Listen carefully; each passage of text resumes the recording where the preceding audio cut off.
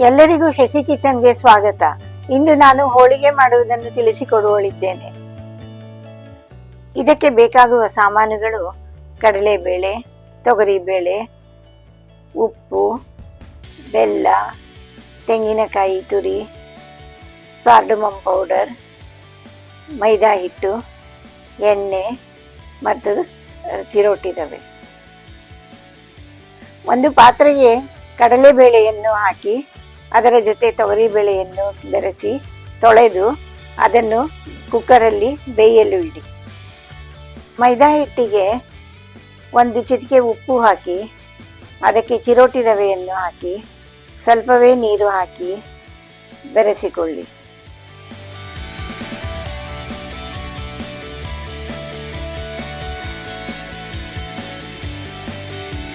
ಒಂದು ಬಾಣಲಿಗೆ ಬೆಲ್ಲವನ್ನು ಹಾಕಿ ಅದಕ್ಕೆ ಒಂದು ಹನಿ ನೀರು ಹಾಕಿ ಅದನ್ನು ಫ್ರೈ ಮಾಡಿ.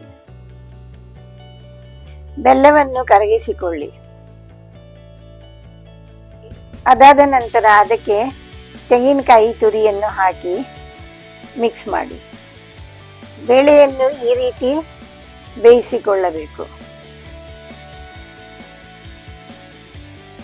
ಅದನ್ನು ಕಾಯಿ ಮತ್ತು ಬೆಲ್ಲದೊಂದಿಗೆ ಬೆರೆಸಿ ಒಂದು ಸಲ ಫ್ರೈ ಮಾಡ್ಕೋಬೇಕು. ಫ್ರೈ ಮಾಡಿದ ಕಾಯಿ, ಬೆಲ್ಲ ಮತ್ತು ಬೇಳೆಯನ್ನು ಒಂದು ಮಿಕ್ಸರ್ಗೆ ಹಾಕಿ ಅದನ್ನು ಗ್ರೈಂಡ್ ಮಾಡಿಕೊಳ್ಳಿ. ಈ ಕನ್ಸಿಸ್ಟೆನ್ಸಿಗೆ ಬರಬೇಕು. ಕಲಸಿಟ್ಟ ಮೈದಾ ಹಿಟ್ಟನ್ನು ಹೀಗೆ ತಟ್ಟಿಕೊಂಡು ಹೂರ್ಣವನ್ನು ಅದರಲ್ಲಿ ತುಂಬಿಸಿಕೊಳ್ಳಿ.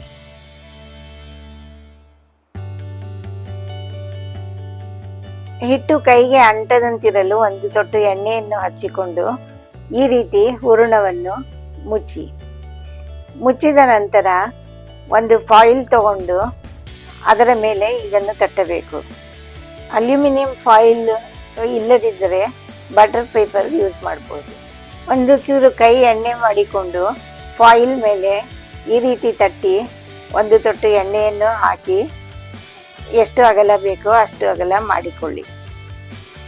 ಒಲೆಯ ಮೇಲೆ ಒಂದು ತವಾಯನ್ನು ಇಟ್ಟು ಅದು ಬಿಸಿಯಾದ ನಂತರ ಇದನ್ನು ಹಾಕಿ ಬೇಯಿಸಬೇಕು.